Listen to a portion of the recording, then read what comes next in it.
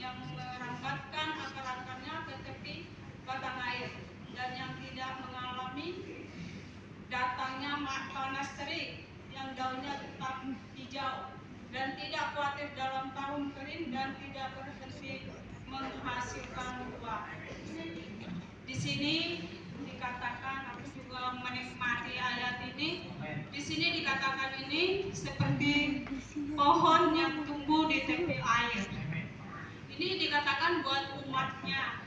Buat siapa ini dikatakan? Buat kita.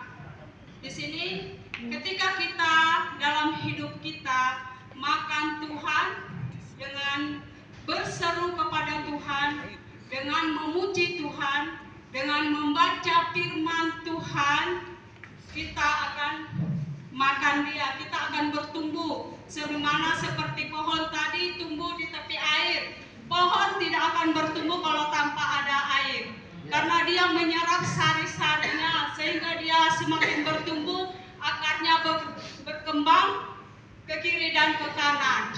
Dia akan tetap berbuah karena tumbuh di tepi air. Demikian juga kehidupan kita. Kehidupan kita saudara-saudari, kalau kita datang kepada Tuhan, mengandalkan Tuhan, kita tidak akan pernah haus lagi. Sebab Tuhan yang kita sembah mengalir di dalam kita seperti mata air, seperti hayat, sumber hayat di dalam kita. Tergantung kita semua saudara-saudari mengaktifkannya bagaimana. Izinkan Tuhan, kita perlu ngomong, Tuhan berikan tempat paling utama di dalam diri kita.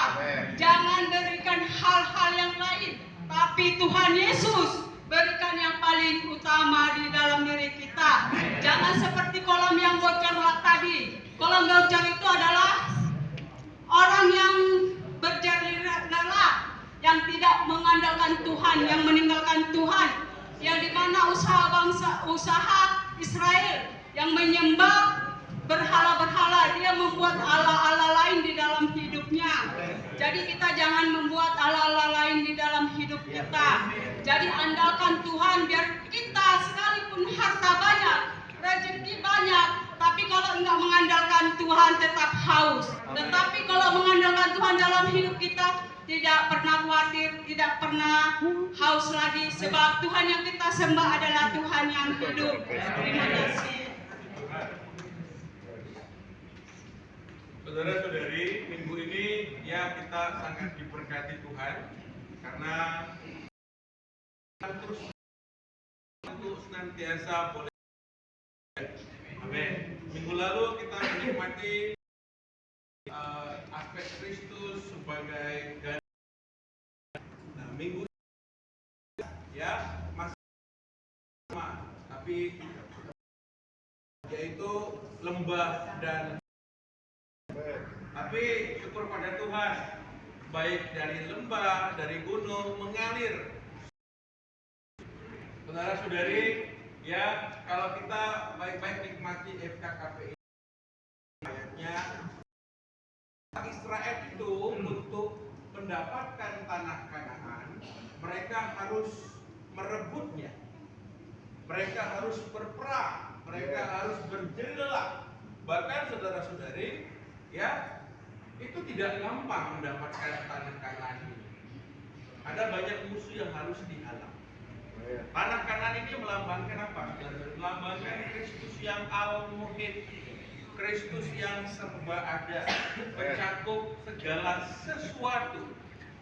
Amin. Dan di tanah Kanaan ini orang Israel juga harus berjela, ya harus berjela di atas tanah permai ini, saudara-saudari. Harus diolah sendiri. Ya, di sana ada lembah dan gunung.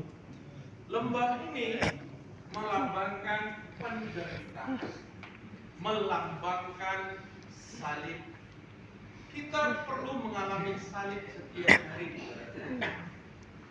Kalau Tuhan izinkan kita dalam kehidupan kita mengalami salib, mengalami penderitaan, harusnya kita bersyukur.